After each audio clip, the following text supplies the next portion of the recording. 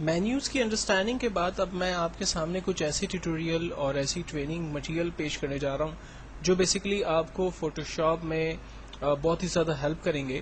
اور ہم لوگ بیسیکلی کام کریں گے different menus, different tools, blending options, different modes کو ملا کر بیسیکلی فوٹو شاپ پہ کس طرح سے اچھے اٹریکشن امیجز بنائی جاتی ہیں، فوٹو مینیپولیشنز کیسے ہوتی ہیں، بینر کیسے بنتے ہیں، کارڈز کیسے بنتے ہیں.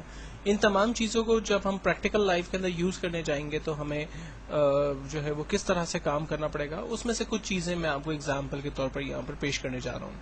تو اس پہلے ٹیوٹوریل کے اندر بیسیکلی میں آپ کو یہ بات سمجھانے کی کوشش کروں گا کہ یہ شخص جو امیج میں نے یہاں پر اوپن کی ہے اسموک کر رہا ہے، اور میں چاہ رہا ہوں کہ اس کی سگریٹ سے جو ہے وہ اسموک بھی نکلنا چاہیے، دھواں بھی ہونا چاہیے.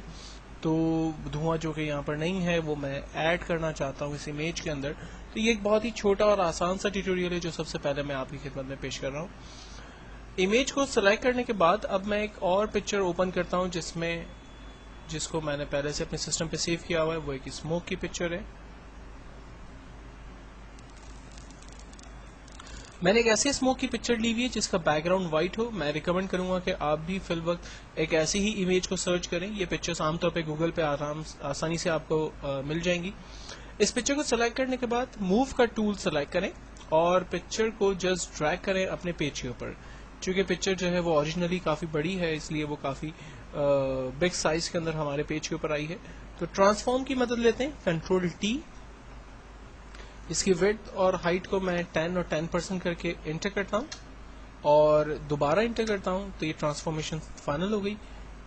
ٹاپ ایرو یوز کرتے ہوئے میں امیج کو اس پر سیٹ کرتا ہوں. ہم ونڈو کے مینیو میں سے لیئر کے آپشن کو کھولتے ہیں. لیئر کے آپشن میں آنے کے بعد یہاں پر ہمارے پاس موڈ، یہ جو جگہ ہے یہ موڈ کہلاتی ہے. اس موڈ میں سے میں یہاں سے ملٹی پلائی کا آپشن سلیکٹ کرتا ہوں. جیسے ہی میں نے ملٹی پلائی کا آپشن سلیکٹ کیا آپ دیکھیں پکچر جو ہے وہ بالکل اس کا جو بیک گراؤنڈ تھا وہ بالکل ہی ڈل ہو گیا، لیکن بالکل ہلکا سا شیڈ جو ہے وہ ابھی بھی مجھے نظر آ رہا ہے.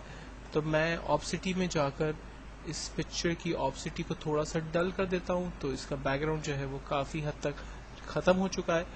اور میں اریزر کی مدد لے کر اس کا جو بیک گراؤنڈ ہے اس کو تھوڑا سا رب کر لیتا ہوں تاکہ اس میں ایک فنیشنگ آ جائے.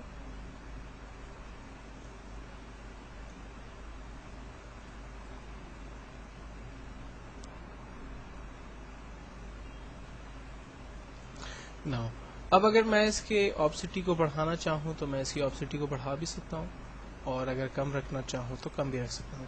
تو ایک بہت ہی سمپل اور آسان سے ٹیوٹوریل کے ذریعے ہم نے اس بات کو سمجھنے کی کوشش کی کہ اگر آپ کہیں بھی اسموک کی پکچر کو ایڈ کرنا چاہیں تو یہ بہت ہی آسان اور سمپل سا میتھڈ ہے.